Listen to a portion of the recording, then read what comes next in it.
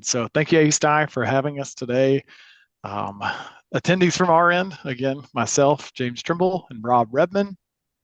We've been a long time corporate member of ACECED-I, and we are excited to continue this relationship for many years to come.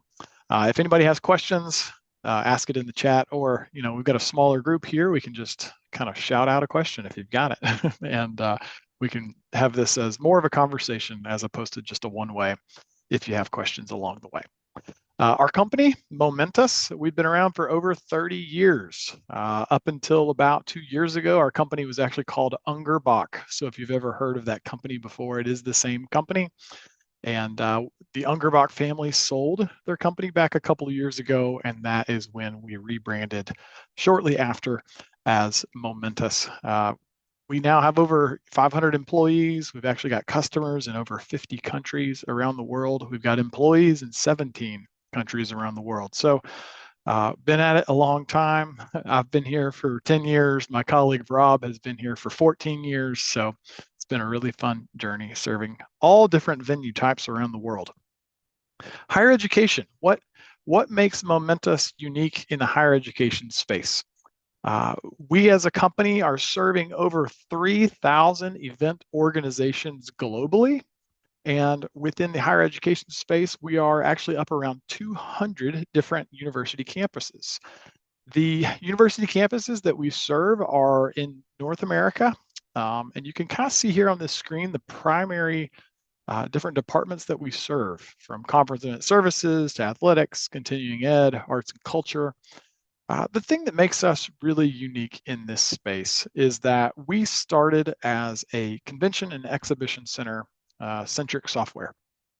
That's how we started 35 years ago. And back about 15 years ago, higher education started coming to us and saying like, hey, we see that you've got these solutions for convention centers, exhibition centers, stadiums, arenas, and we see that you've become the global leader in these other categories. What can you do for higher education? That was a really fun pivot for our company when we got to realize, on a higher education campus, you've got great conference centers, great arenas, stadiums, arts and culture, right? You have scheduling concerns, you have event management concerns. And so we were able to take those time-tested tools that we had with all of our different client segments and start to make sure they were available for higher education. And then also listen. What is it that makes higher education unique? What do they need? And so we started focusing our roadmap on that. And it didn't take long that some really big name schools, some great schools got on board with Momentus. You may see some of your peers here. But I would point out some of these different customers are new. University of Texas at Austin got on board with our software last year. University of Pennsylvania, Georgia Tech. So there's a lot of different schools that are getting on board with our platform. And it's starting to happen in a quick way because we recognize that there is a real opportunity here to provide a modern enterprise solution that's more than just event scheduling. That's kind of like the thing that we want you to hear is there are some great event scheduling systems out there, but when you want to go beyond event scheduling and get into event management, that's where we're a great fit. If all you're looking for is event scheduling, we can do that as well. But when you're ready to go beyond that, that's when we're a great fit. This slide kind of tells where we fit on your college campus ecosystem. We would be here in the middle, Momentus platform with the different modules and things that we do. And then you've got your other systems on campus, right? You've got your academic software, student information, ERP, student experience, asset management, public-facing calendars. We would be that source of truth in the middle for your events. And then if integrations need to be built with those other platforms, then we'll make sure it can happen. Why Momentus? Why? Why would you consider our software and our platform? I think it comes down to really the ethos of why we're doing this. We believe in thinking differently than a lot of platforms out there, a lot of different companies. We want to break down barriers in organizations and create new collaborative realities for peoples and their teams. And we've got the track record to really talk about that. We can introduce you to tons of people who are doing this today. The way we do it is with powerful, personalized software. What that means is that it is not just an out of the box, turn it on solution. Now, we have curated solutions that kind of match the needs of higher education, but we have the ability to curate this platform to your exact needs in a way that's beautifully designed and then has user configurable settings for each of your folks on campus to get done just what they need to get done. No more people having to log in and seeing a whole bunch of software that they don't need. We can trim it down just to where they see what they need to see so they can get their job done. So the challenge for today, I'm going to hit you with a couple slides with like some images of software, and then we'll go into the demo that my colleague Rob is going to show us. But the challenge for today is to just think a little differently, to imagine what it would be like if the silos that are on your campus or in your department, what if they could be squashed? What if we could be part of that new reality? Because what we want to do is we want to work with universities who are thinking that way, because we're not a great fit. If you want to come in and say, well, we still want to not talk to all the departments on campus, then we're not a great fit. But if you want to all come together, then that's really where we're going to fit in really well. What higher education tells us they need is a combination of these things. Some folks need it all, some just need a little bit of it. Everything from the event reservations, scheduling, approval process, venue resource management, invoicing, all of the above here, right? So you may fit in all these categories, you may just fit in one. But what we want you to understand is that our system, through our core platform here, enables you to connect that end-to-end experience all the way from request workflows through confirmations into the ability to execute events that are more complex, right? Things that maybe your conference and event services team is used to doing. Events that are longer than 30 minutes, events that have lots of details. We're the right platform for that type of workflow.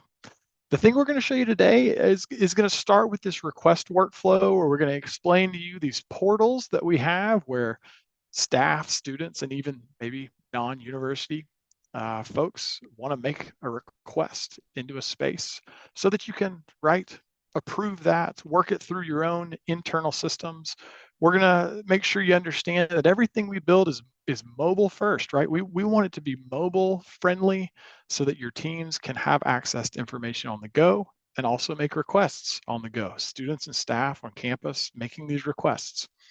For your events that are more, we'll call them conference centric, maybe the things that might have proposals and contracting processes. We want to assure you that we've got that. We're doing that literally for thousands of venues around the globe. Electronic signatures, if you need things like that. Room diagramming. We're actually not going to demonstrate that today, but just to show you, we do have our own built-in room diagramming platform. And so that's not something you have to go buy from some other company. Like, that could be part of your solution here at Momentus. I'm just going to click on through. You can see we do a lot of things with your more complex events.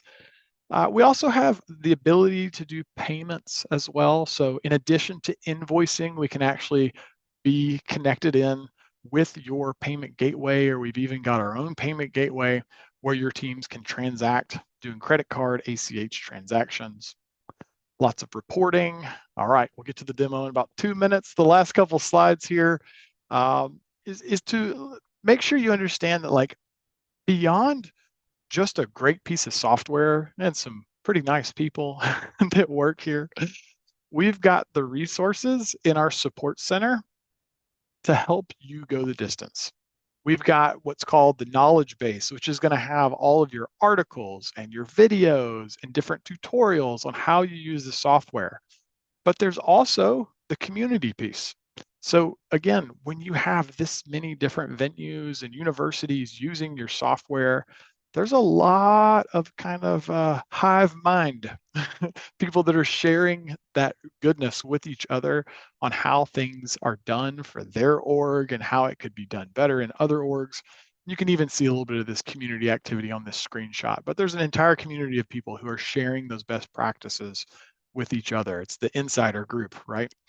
Uh, and then in addition to that, we've even got what's called a learning center where your team can, take different on-demand courses, be trained, and kind of even get like a badge, right? If you're worried or have any questions later about, our ability to integrate with other products, I can share with you as much information as you desire when it comes to our API and webhooks, enabling you to connect with other systems. You can build those integrations yourself, or you can hire us and we can build those integrations for you. Okay, demo time. So what we're going to do today, I'm going to outline 3 short journeys that we're going to walk through. And my colleague Rob is going to walk us through those demonstrations. The first journey, Daniel here with his Requestor experience. Daniel is going to want to reserve a room. Looks like for a group of 40 people with audio, visual, and catering. And then from there, we're going to go to journey 2, where the department that's reviewing this, maybe your event coordinator department or whoever's in charge of these kind of coordinations, you could have lots of different coordinators on campus. So just so you know, when a request comes in, it could be routed to specific people. But we're going to review that request. And then finally, for the events that are more than just a check-in, check-out, we're going to explain this is really where we are the differentiating opportunity, really, when you come down to it. There are a lot of folks that can do that step 1 and step 2. We're eyes wide open to that. But when you get into this step 3, for your larger events, your more robust events, we're the one that can go the distance. So I'm going to stop my screen share and then pass it to my colleague, Rob. Perfect. And let me just go ahead and grab the screen. And James, if you could just validate that you see You got it. Daniel. Perfect. So we'll start with Daniel's. As James mentioned, this is really one kind of the scenarios that you may have. Faculty members may be asked different questions, may have access to different rooms. External people, you may just ask different questions to. And it can really be curated based off who that person is that is requesting, maybe based off their college that they're in, again, whether they're faculty, staff, student, or external. But for today, we'll say Daniel, a student, needs to reserve a room for his group meeting. So let's jump right into that. Knowing Daniel is a student, he's probably on his phone walking between classes, different appointments. He is able to pull up the portal to allow him to be able to request space. Knowing that you may have other people on campus or external that may not be on their laptop, it actually is just one link that will take them to, and the size of the screen will respond based off the type of device. So no need to download apps or anything like that. We were making it very simple. One link would allow them to be able to get to that. As you'll see, Daniel is already signed in. So we do have, as James mentioned, the ability to work with a single sign-on. So if they've already logged in onto their campus credentials, it can know that Daniel is a student and that important information about him. If Daniel is looking at a particular date, he can start to put in his request information. Or if you would like to look at an availability of when spaces are actually available, kind of doing more knowledge and knowing, especially with a lot of our campus having high utilization of their spaces, he can be able to see whether it's for today, a week out, when different spaces, or even a month. On any of these, if he needs to be able to jump to a specific date, like the 28th, he can be able to see in this case that room 222 and 225 are booked. He's not able to see the details. He's just saying that they are not available for him to be able to request. Let's go ahead and put in a request for December 11th.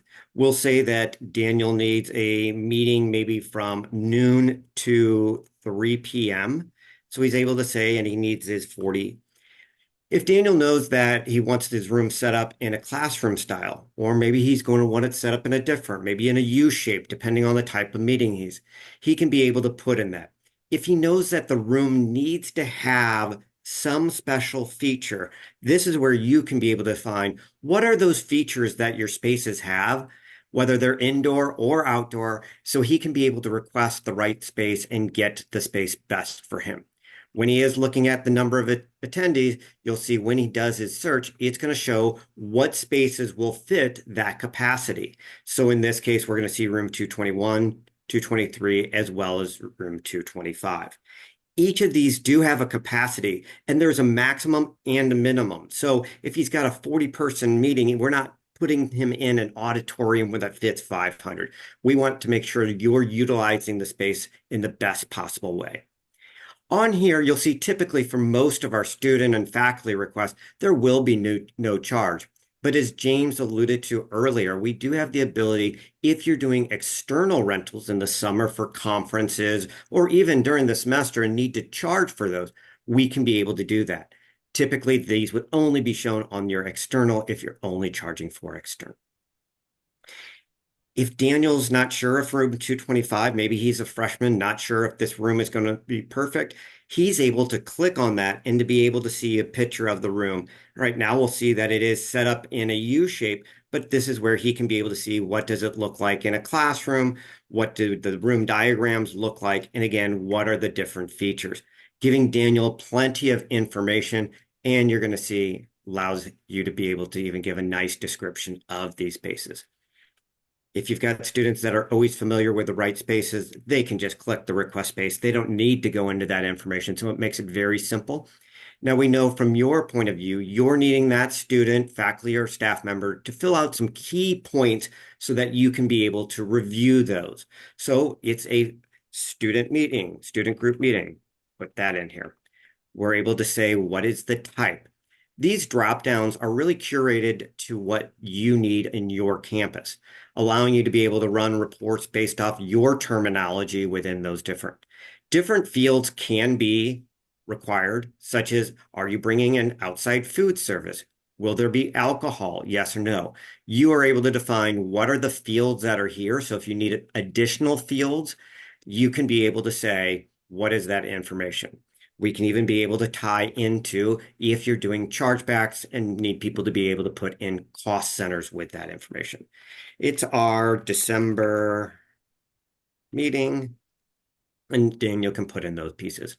It even allows them to be able to upload different information.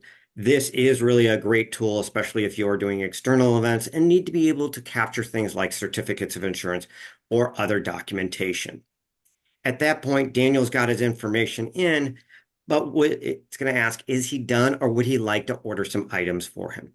So it's going to say yes. Daniel's going to say yes. And this is where Daniel can be able to come in here and be able to order those type of services that you want, whether it's AV, different room furniture, lunch, or catering options. This list, again, determined by the services that you offer your students, faculty, and staff. What are those different amenities that you want? If Daniel wants the podium, he can simply click on it. Now, the system did, in that click, check to make sure that there was enough availability of that. So if you've got a limited supply of podiums on campus, it's making sure that those podiums are available during his meeting and available. If Daniel also, as we said, was going to order some catering, we'll say that he's going to be ordering a few pizzas. He can be able to say that he wants 10 different pizzas. You'll notice when we're looking at getting things with catering, of course, we're going to be able to ask things like dietary notes. So really, these screens are tailored based off the type of items that the person is ordering. In this case, may also need some sodas. So let's go ahead and order those 40 sodas and be able to add that to the cart. So in this very simple scenario, Daniel has got his room 225. He's got his podium, his pepperoni pizza, and his soda. At that point, you are seeing that there are charges, again, for the food and the podium. Up to you to determine those. If you would like for him to pay for that at that point, we do have that option. Most of our campuses are actually having it go through a review process first, then asking for payment once it is reviewed. But that is up to you. As James mentioned, we do have the ability to actually do payment processing in our system. So if you are collecting credit cards, you can actually have it processed safely and securely.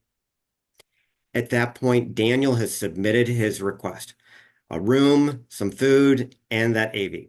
When he's submitted this, he's going to get an email sent back to his email address, and whoever the reviewing person is can also get an email.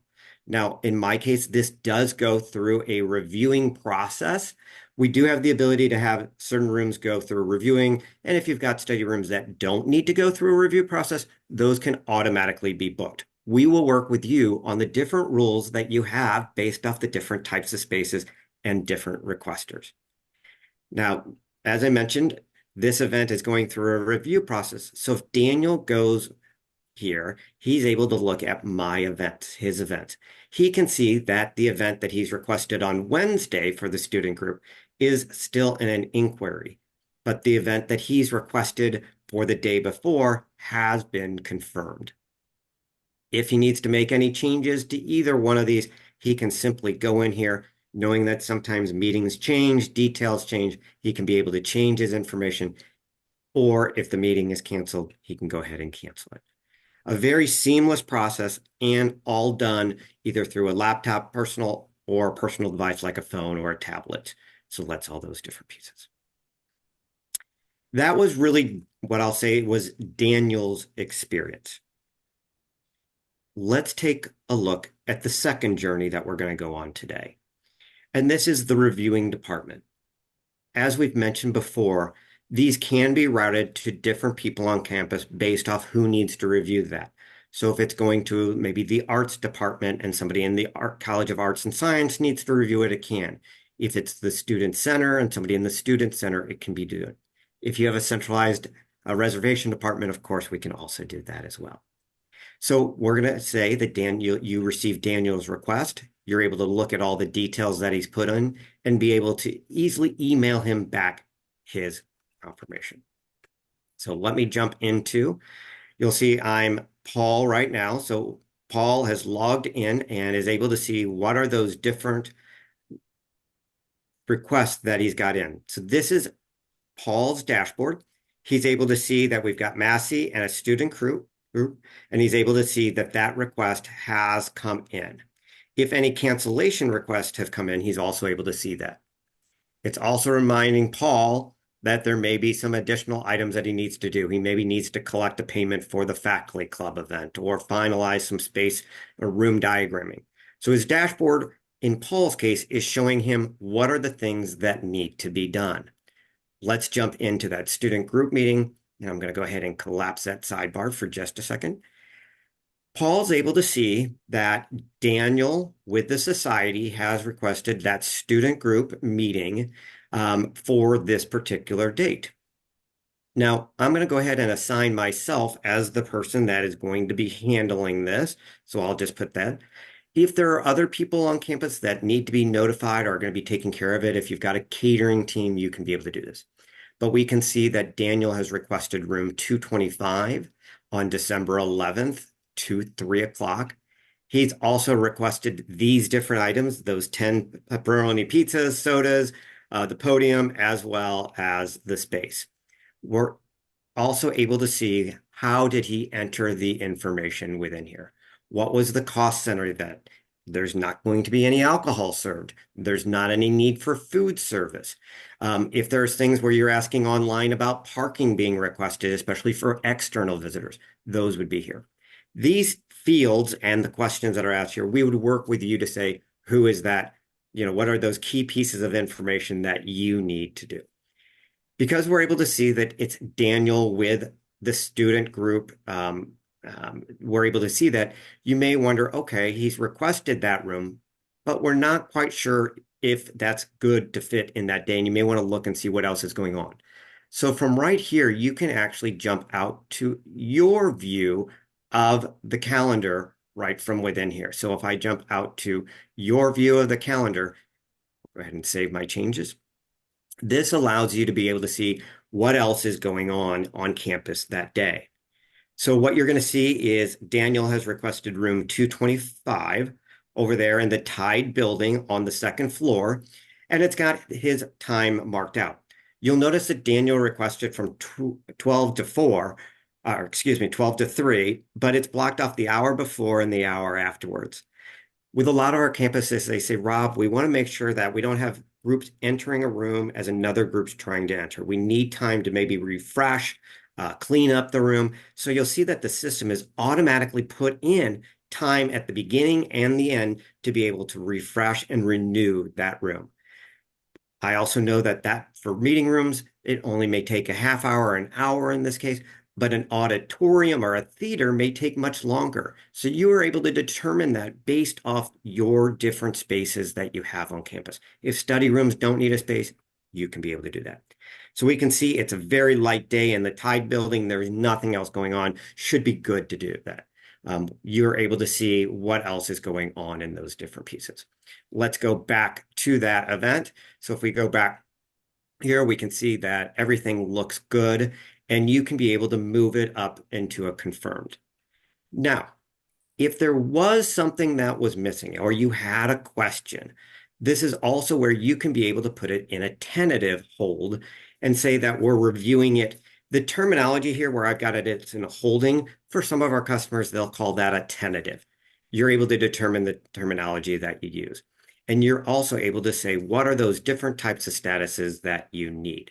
So we can say, maybe we're saying it's on hold, and be able to get some additional information from Daniel or from somebody else on campus. Say, for an example, if he was requesting alcohol, maybe we need to get another level of approval in the system. But let's go ahead and, for today's sake, go ahead and move this over to confirmed. At that point, everything is confirmed. It's confirmed. Daniel's actually able to go into his app and see that, but maybe we want to make sure that Daniel knows that. So from right here, you are able to go in and be able to send an email directly to Daniel at that point. And we're going to go ahead and say that it's a booking confirmation. At that point, what that's actually going to do is create the whole body of there. So it will actually go ahead and merge in all of the information so that when you actually go ahead and send this to Daniel, everything is filled out and it's sent to Daniel. It's also storing here that an email was sent. So anytime you're doing communications within the system, you are able to see that, which is great if you have multiple departments that may need to touch an event. It allows you to be able to do that. Each person is able to see who has sent those different components and be able to see those different pieces.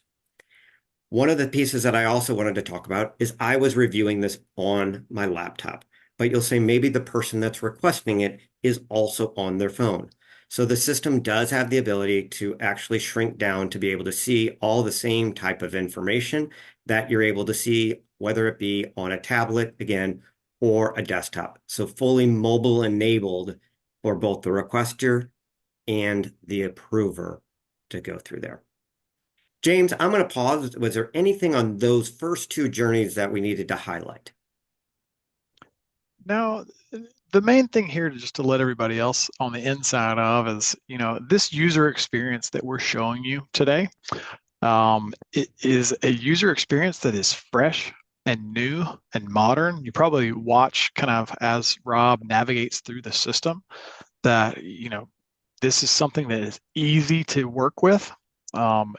Our platform has been around for a long time, but in the last year, we actually have worked to revamp the user experience. And what you're seeing here today is the brand new experience. And we're getting really, really great feedback. So a lot of times, what we hear from folks is that, one of the toughest things about making a software change is folks having to learn something new, right? It's that change management experience internally.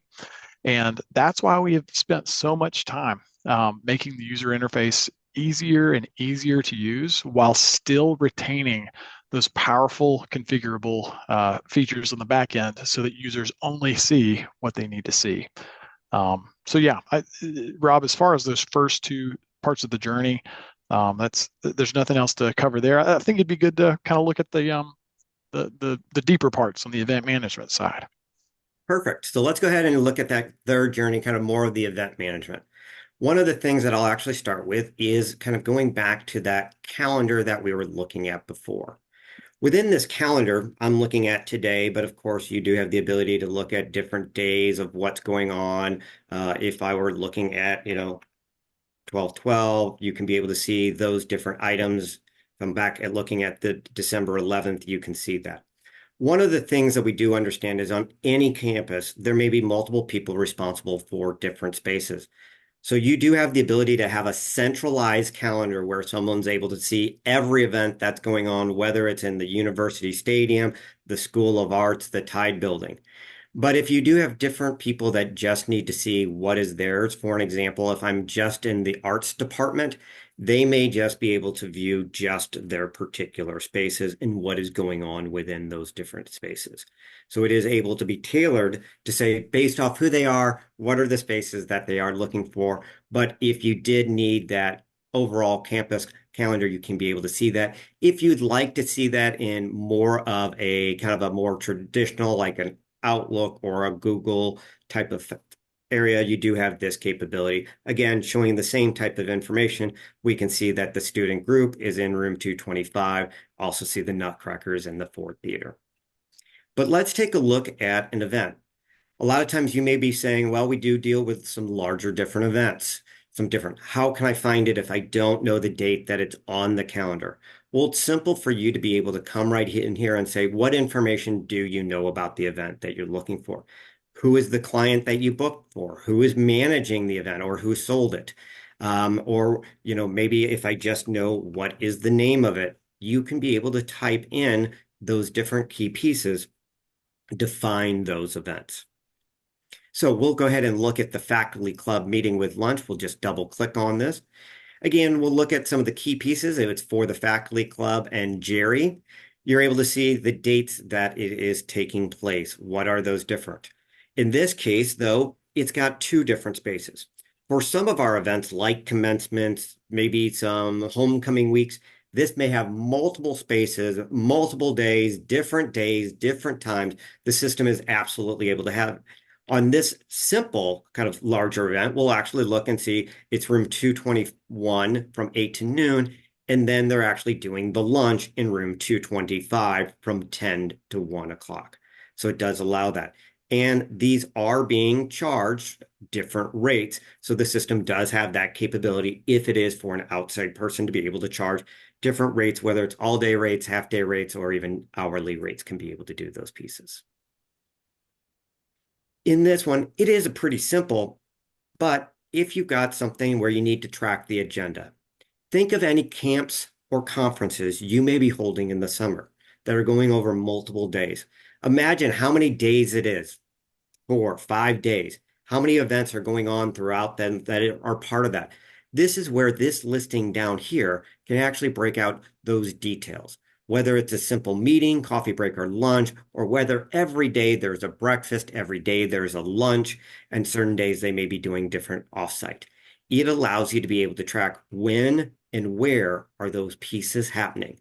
Again, making sure that you've got a correct calendar of where the different groups are at.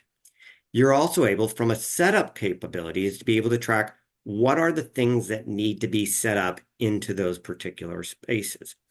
On any one of these, if this is larger, you absolutely have the ability to bring this into like a full screen. And then if you said you can see that there are orders placed for this, this is where you would be able to see the information and be able to see that there have been items ordered like a projector, a screen, tables, and chairs also set up for those. So it does allow you to be able to see those details of what has been ordered. You can see that in this case, there hasn't been anything ordered yet for lunch yet. So at that point, you may want to be able to order additional items. That's where then you can be able to add those additional items. Knowing that not all events, especially larger events, may come through a request process, especially if they're external, you have the ability as an event manager to really be planning those different events within the system to be able to do that. As James mentioned, we also have the ability to also be able to do room diagrams. So don't have any, and we don't have time to talk about that today, but you'll see if you needed to add a room diagram, you do have that capability of being able to do those pieces as well. So that's got the functions. As we also talked about, reminders. When did you talk to people? Well, we can also see that there are reminders that we need to follow up for when monies are due or when contracts are due. This is where you are able to see that Paul and James have reminders that they need to follow up on specific dates to get payments for those different pieces.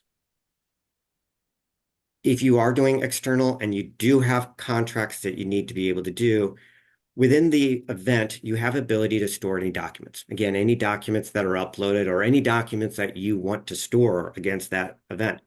But if you are doing a contract, we actually can store the contract within the system or the rental agreement and be able to actually create that document. When I go ahead and create that, if I go ahead and double click on that document, what that will actually do is open up, excuse me, as it opens up Word in the background here, it will open up that Word document and merge in all the information from that event right into there. So you're not having to rekey information. There are lots of time savers within the system, this being one of those key ones, so that you're not having to use different systems. You can actually use our system to be able to create that contract. And as James mentioned, if you need to send it off for email, you absolutely can. Or if you wanted to send it off for electronic signature, you can do that directly from the system.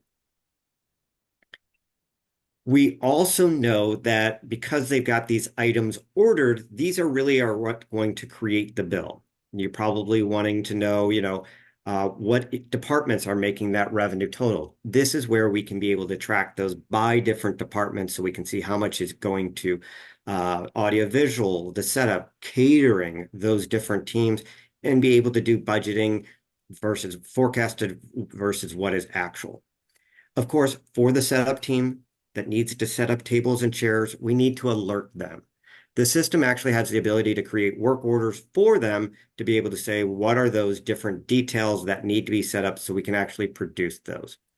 If they're users of the system, I'll show you in just a minute how they can actually log into the system to be able to see that information so that they don't need to print out or waste a piece of paper. You don't have to email them.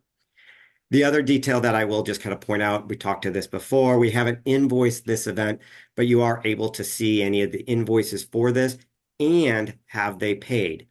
There is an online payment portal. So again, if you're not collecting that initial payment, you do have the ability for them to go online and pay those safely and securely. I know a lot of people are always worried about those PCI type of compliance issues. All of that information really is within the event details. There is a lot more that we can show, but I wanted to talk about some of the different reporting that we actually have the capability. So I'm going to go back to my home screen. I had first started off as the reservation person, the person that's getting those reservations and reviewing them and improving. But what if I was that setup person that needs to know when do tables and chairs need to be delivered? This is where, again, based off that user's role, they can have a dashboard tailored to their role within the organization. So they would be able to see what are all the items that need to be delivered today and into which room for which event. They are able to see this type of information and be able to go in here and be able to mark off that they've delivered different items and mark these as completed, alerting your team of those different pieces so they can be able to complete these items. Of course, one of the things, and I'm not going to save that, one of the things that a lot of those teams are also worried about is, have there been any changes within that? So let me go back to that. Sorry, went back. If there has been any last minute changes, we can have the dashboard alert them of any last minute changes. Now, the other key piece is, I know for a lot of universities, it's about metrics. You're getting asked, what are the space utilization? How often are events? What is our mix of events? How many people on campus are we serving? This is my dashboard that shows me the metrics. We are able to create different metrics for, again, for different departments, but we can see that we've booked 1,900 days this year, and we're at 111% of our different types of events. How many have we had over the last few years, and what were the different types? If you're looking at revenue, what is the different revenue? And of course, one of the key ones is space utilization. How many hours or days are you booking per month? And maybe you need to know that by space. It allows you to be able to see that in November, we've used the Ford Theater and the Coliseum. In October, we also used the Millennium, and you can be able to drill down into the specific events that helped create those. James, I know we're almost at times. Was there any other key pieces that you wanted me to point out? No, that's perfect. I actually wanted to see if anybody had any questions. I know we've only got about 3 minutes left, but if anybody had any questions, I didn't see any come in the chat, but if there was anything that popped up while you saw what you saw today.